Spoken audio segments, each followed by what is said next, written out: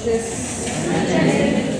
Vamos a procurar iniciar la clase pronto, sé que me atraso por el tema del tráfico. También va a estar complicada la salida, entonces vamos a procurar por el bien de todos. Déjenme un poquito antes de la sesión de hoy. ¿Bien? Muy buenas noches nuevamente. Vamos a continuar con el desarrollo del curso. Básicamente hoy vamos a continuar con el conocimiento de conceptos básicos que nos permitan entender la actividad tributaria que realiza el Estado en el día de hoy. Recuerden ustedes que, como lo platicamos en clases anteriores, una cuestión es lo que tú presupuestas y otra cuestión es lo que tú efectivamente recaudas y otra es lo que efectivamente ejecutas. ¿Okay? Entonces, en la actividad del Estado, estas tres actividades están relacionadas, pero no quiere decir que respondan a los mismos principios y a los mismos tiempos. ¿Okay? De hecho, en los últimos meses, o en el último mes, incluso hubo algún comentario sobre por qué el Estado, si está teniendo una dificultad, me la cuenta por favor, esto va a durar una semana más. Vean, de hecho hubo un mes, hace un mes aproximadamente, ¿verdad?, donde se centró el debate público en cuanto a si el Estado no está ejecutando o tiene un nivel bajo de ejecución. Eso quiere decir que efectivamente está recaudando, pero no está ejecutando al mismo ritmo. Entonces ese dinero que no se ejecuta va a la caja de la Tesorería Nacional. Entonces venía cierto cuestionamiento en cuanto a por qué entonces el Estado está emitiendo bonos de deuda, ¿sí?, si tiene ahí el dinero guardado. Pero esto, o esta crítica, parte de justamente la confusión o justamente la dificultad de entender que no es la misma actividad gastar que recaudar. ¿Sí? Por ejemplo, si yo hoy recibo mensualmente 100 quetzales, pero mis gastos, o no estoy teniendo la capacidad de gastar 100 quetzales mensuales, entonces voy ahorrando,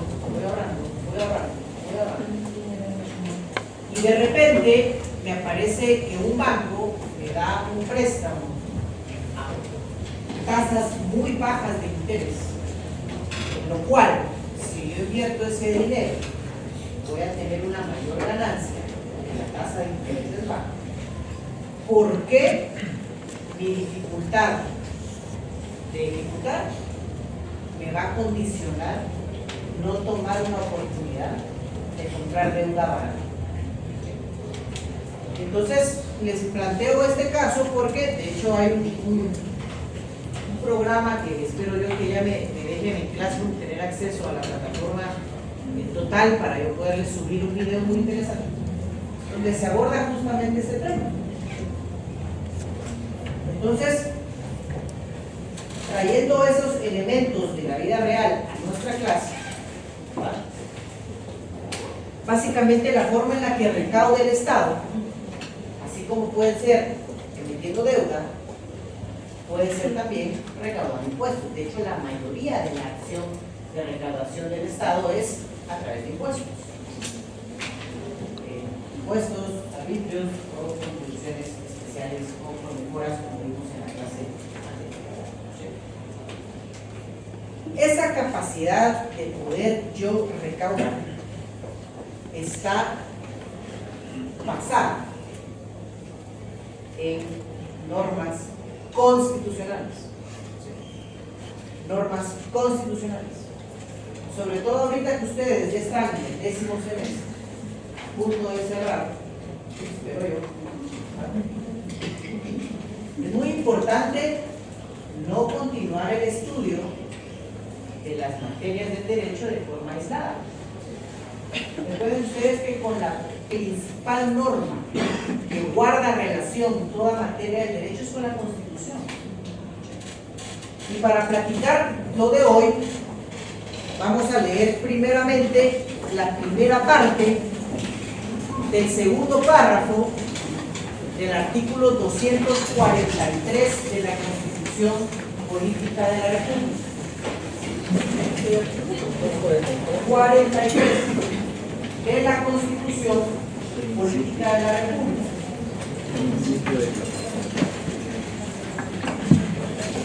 ¿Ya lo tienen ubicado? 243 de la Constitución. Leámoslo usted, léame hasta donde yo le diga algo. Principio de capacidad de pago. El sistema tributario debe ser justo y equitativo para el efecto de las leyes tributarias. Serán estructuradas conforme al principio de capacidad de pago. Se prohíben los tributos confiscatorios y la doble o múltiple tributación interna. Ahí paren. Vean, ese artículo 243 contiene los distintos principios del derecho tributario. ¿Sí? Pero hoy quiero que nos centremos en la última parte que nos ha leído la compañera, en cuanto a la prohibición de la doble o triple tributación, porque me va a ser muy útil ese principio para explicarles a ustedes hoy 3 conceptos básicos del derecho tributario que vamos a estar viendo a lo largo del semestre. ¿Sí? Cuando yo les digo a ustedes que la Constitución prohíbe la doble o triple tributación, ¿qué infieren ustedes de esa prohibición constitucional? ¿Cómo se materializa en la práctica? ¿Alguna idea de esa cuestión? Es un principio fundamental del derecho tributario. Impuesto sobre impuesto. Impuesto sobre impuesto, dice acá la compañera. No, creo que en este sentido eso es como en forma de multas. Multas, dice acá el compañero. ¿Alguna otra idea general? Vaya, por favor. Pagar 2 veces el mismo Pagar 2 veces el mismo impuesto, por ejemplo, el IVA, que no lo tiene que pagar. impuesto. ¿Ok? Pues fíjense ustedes que todos tenemos una idea de qué es ese principio. Pero si yo les digo a ustedes que ese principio se puede resumir en que un mismo hecho generador no puede generar 2 obligaciones tributarias, ya esa idea que todas y todos podemos tener del tema ya va cobrando un matiz jurídico. ¿Sí? Porque, como decía acá la compañera, prohibición de cobrar impuesto sobre impuesto o de pagar 2 veces el mismo impuesto, todo tiene su origen en la comprensión en el derecho tributario del concepto hecho generador, ¿sí? O del concepto hecho imponible. Y para comprender esto, yo también necesito que ustedes entiendan una cuestión breve. ¿Sí? Muchas veces, o algunas veces, no siempre coincide la ley con la doctrina. Porque nuestro código tributario define de una forma estos conceptos, pero doctrinariamente tienen una diferencia a lo que establece el código tributario. Y para iniciar la clase les voy a pedir que me lean el artículo 31 y posteriormente el artículo, solo el artículo 31 del código tributario. Entonces vamos a ver el primero. Artículo 31 del código tributario.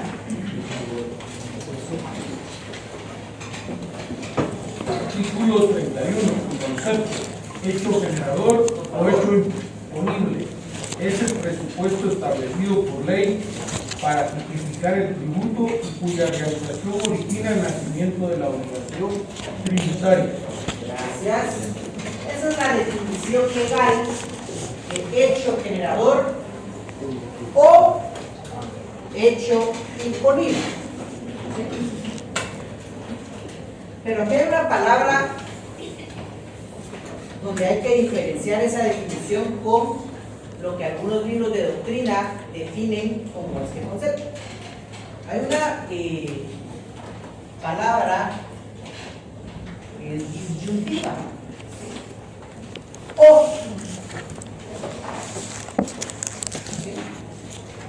Entonces, básicamente, el código tributario al indicar hecho generador o hecho imponible nos está dando un tratamiento a esos dos conceptos como sinónimos. ¿Me siguen en esa idea? Sí. Si yo digo o, estoy diciendo que ambos conceptos se refieren al mismo predicado de una oración. ¿Sí? ¿Estamos claros en esa cuestión? ¿Verdad? Pero en la doctrina hay una diferencia que nos va a permitir entender la explicación de esa diferencia, la definición que acaba de leer el compañero. En la doctrina, el hecho imponible, ¿sí?, se define como un supuesto jurídico. ¿Sí? Hecho imponible es un supuesto jurídico. Hecho imponible es un supuesto jurídico establecido en ley. ¿Sí? Establecido en ley. ¿Ok? De carácter económico.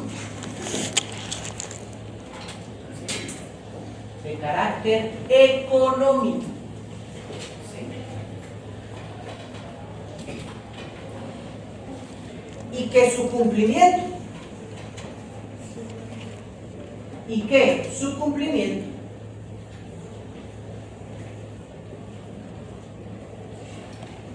genera una obligación tributaria o una obligación de pago de tributo. ¿Sí? Eso doctrinariamente es la definición de hecho imponible. Pero el hecho generador es el acto humano,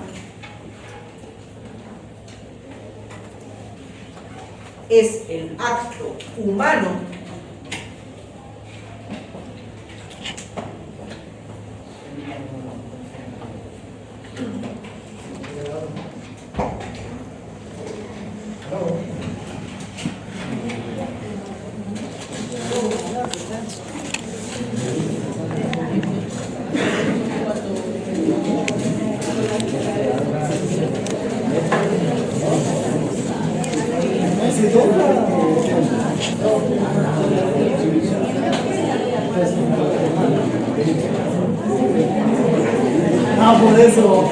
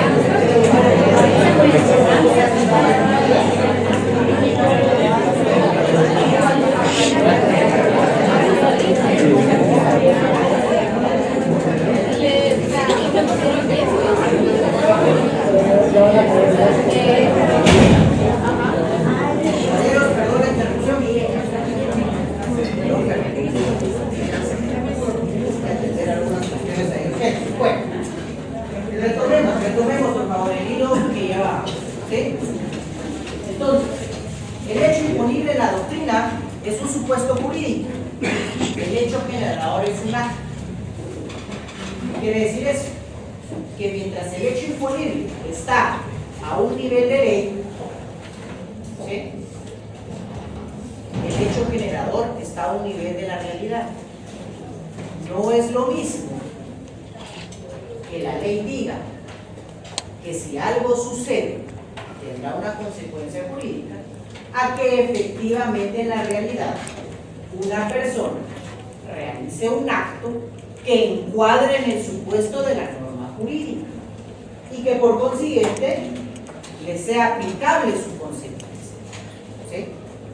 Entonces, doctrinariamente, el hecho generador son esos actos que realizan los seres humanos que por disposición de ley, ojo ahí, retomamos nuevamente el tema del principio de legalidad, por disposición de ley, el Estado tiene derecho a reclamar una obligación de pago de un tributo. ¿Sí? Entonces, no es lo mismo que tengamos una ley del IVA a que efectivamente yo vaya a la gasolinera, consuma gasolina y derivado de ese consumo yo deba pagar un 12% por el mes. ¿Sí? No es lo mismo que esté en ley el supuesto jurídico a que yo, a través de un acto voluntario, realice una acción que me genere una obligación en la práctica de pagar un tributo. ¿Comprendido esto? Entonces, cuando yo realizo un hecho generador,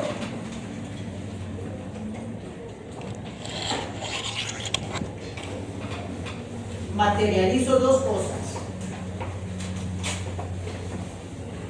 Primero, una relación jurídico-tributaria y segundo, una obligación tributaria. ¿Sí?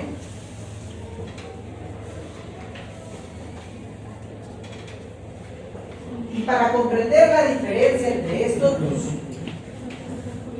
necesitamos entender, ¿sí?, que este es el núcleo de este, porque la relación jurídico-tributaria se define como un vínculo,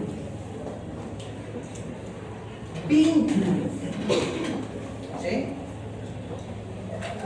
jurídico, vínculo jurídico, en el cual un sujeto activo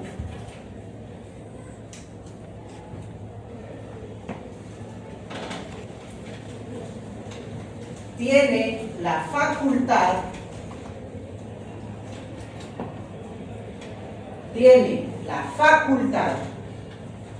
de exigir el pago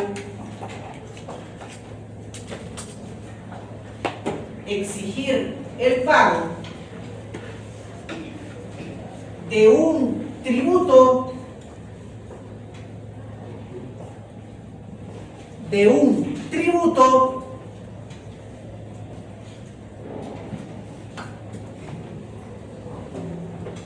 a un sujeto pasivo.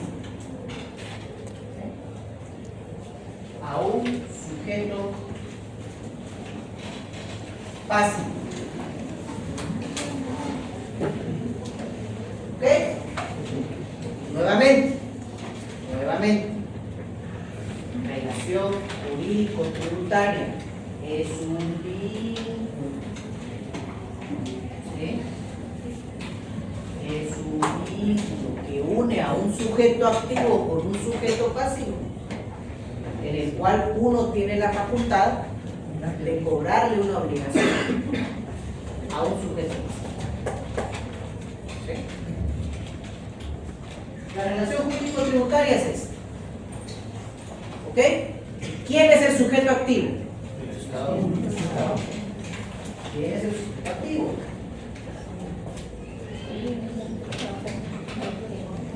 Vayamos al artículo 17 del Código Tributario. Artículo 17 del Código Tributario. Veamos, por favor. Artículo 17. Sujeto activo. Sujeto activo de la obligación tributaria es el Estado, el ente público creador del servicio. Ok. Ahí habla de la obligación tributaria, pero ya vamos a terminar de comprender en unos minutos cómo se relaciona esto con eso. Pero la cuestión acá es que el sujeto activo de una obligación tributaria es el Estado o la entidad pública acreedora del mismo. En muy raras ocasiones una entidad pública puede actuar por sí misma y no es como tal la SAT, la que recauda, por ejemplo, el impuesto al turismo. ¿Sí? El igual participa directamente de su recaudación y de una vez se queda con una parte, porque puede que no sea técnico. Eso lo vamos a hablar más adelante, porque los ingresos del Estado es uno solo, todo va con conjunto. Pero, entonces, el sujeto activo es el Estado o una entidad de derecho público. No puede ser en la relación tributaria un sujeto activo privado. Jamás. Jamás. Ni esa relación es delegable. ¿A qué voy con eso? Busquen en Google. Hubo un caso hace unos años en Chinauco, donde el alcalde municipal contrató a una empresa para que esa empresa cobrara el impuesto. Es el Estado o un ente estatal el único que puede exigir la obligación tributaria. No es delegable esa función pública. Recuerden ustedes, el principio de legalidad, el funcionario solo puede hacer lo que la ley le permite y la función pública no es delegable. Entonces, ojo con eso. ¿Sí? Sujeto activo de la relación tributaria no puede ser una persona de derecho privado, jamás.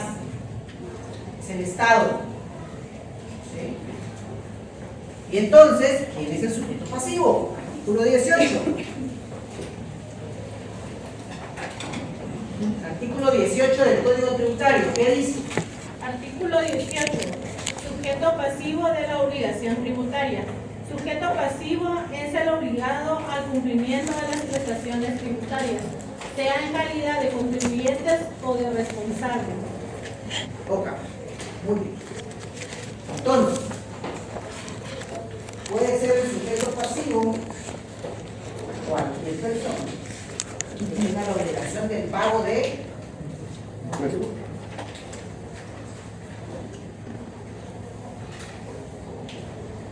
puede, por ejemplo,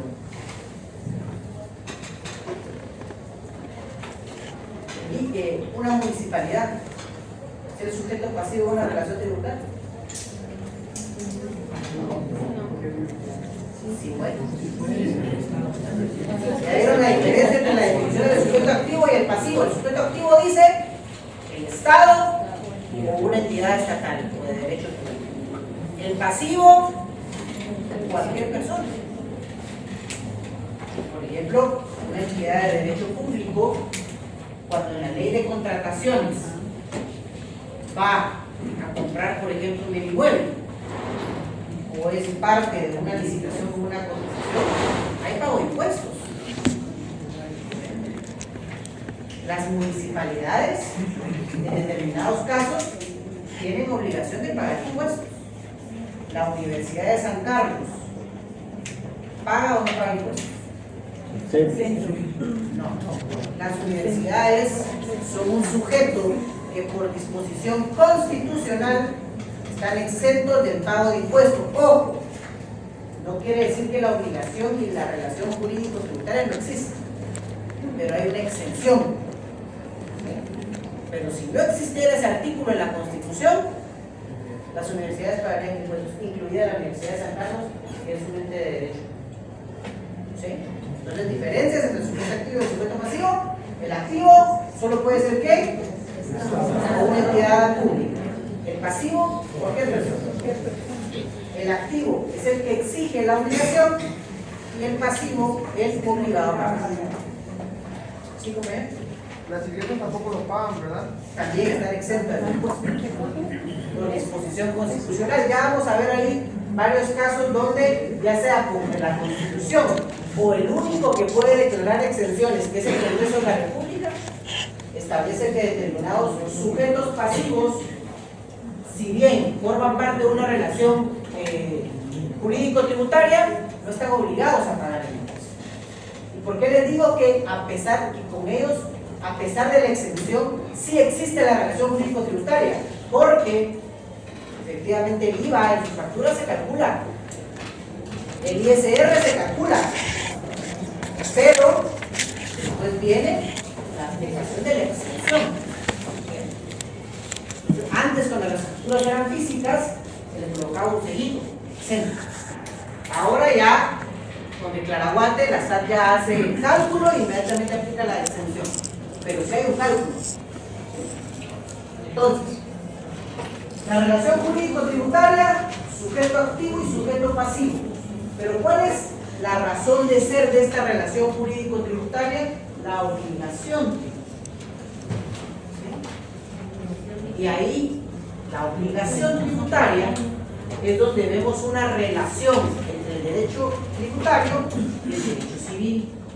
Porque las formas de extinguir la obligación tributaria son las mismas de la teoría general de obligaciones del derecho civil. Eso lo vamos a ver más adelante. ¿Sí? Pero al final una obligación, y recuerden ustedes que hay distintas clases de obligaciones en materia civil, pero acá, por excelencia, la obligación tributaria es de pago. ¿Sí? Y la obligación tributaria la podemos definir, ¿verdad?, como el núcleo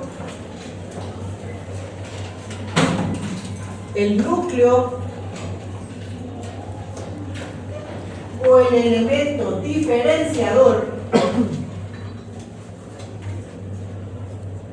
el núcleo o el elemento diferenciador de la obligación tributaria,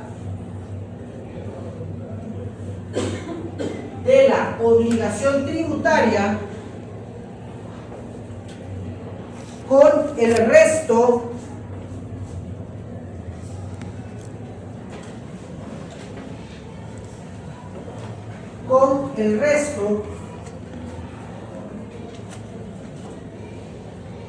de las obligaciones. ¿Y cuál es su diferencia principal?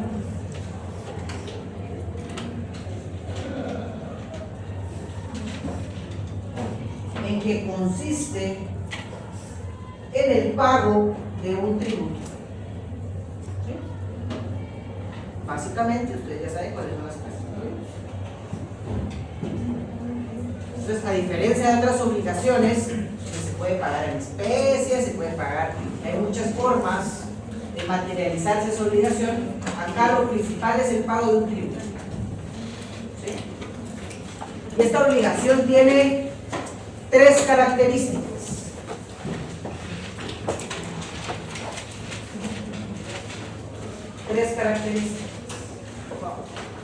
La primera es que es una obligación personal.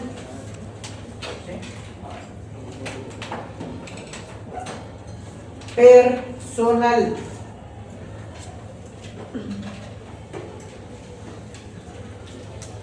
¿Por qué?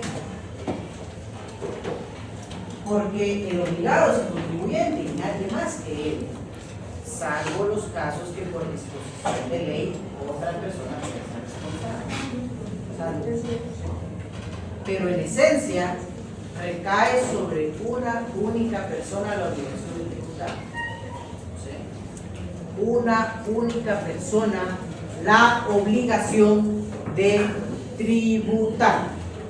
Es una obligación de carácter personal. Segunda característica es de carácter obligatorio. La redundancia, la obligación es de carácter obligatorio, pero esto tiene un especial matiz cuando lo comparamos con las obligaciones civiles o las obligaciones mercantiles. Toda obligación es exigible, ¿verdad? ¿Sí? ¿Estamos claros con eso? Si yo tengo un contrato con alguien y me comprometo a pagar 1.000 quetzales al mes por el arrendamiento de un apartamento, y si yo no pago ese arrendamiento en tiempo y forma convenida, la otra parte tiene la facultad de poder exigirme el pago o de sacar mis cosas y echarme a la calle.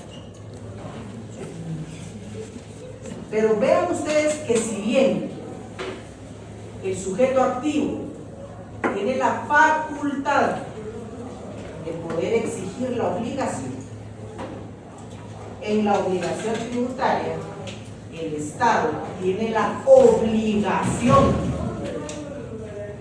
de cobrar el tributo. O sea que a diferencia de las obligaciones comunes, acá el sujeto activo no es una facultad que tiene de exigir el pago de la obligación, es su obligación. El Estado no puede dejar de recaudar el impuesto. Usted no puede ser amigo del presidente y decirle, mira, no quiero pagar impuestos, no puede. Usted no puede ser amigo de la SAT y decirle, mira, no quiero pagar impuestos, no puede. El Estado tiene la obligación de cobrar el tributo. Salvo los casos que iremos viendo más adelante, donde el propio Congreso da una excepción, o el presidente exime el pago de multas, intereses y recargos, pero el tributo en sí, sí o sí se debe pagar. ¿Ok? Por eso es que tiene una característica obligatoria para el sujeto activo. Y el sujeto pasivo también. Yo no puedo ir por la calle diciendo no quiero pagar impuestos. Si yo realizo hechos generadores, tengo la obligación de pagar impuestos. ¿Sí? Y si no, pues pagaré multas, recargos e intereses por esa omisión mía de pagar impuestos. Y la tercera característica de la obligación tributaria es que no proviene ni de actos mercantiles ni de actos civiles. ¿Sí? Proviene de normas tributarias que establecen relaciones de derecho. Repito, provienen de normas tributarias que me establecen relaciones de derecho del sujeto pasivo con el Estado. ¿Sí? O sea, de derecho entre el sujeto pasivo y el Estado. ¿Sí? Entonces, ¿qué quiere decir eso?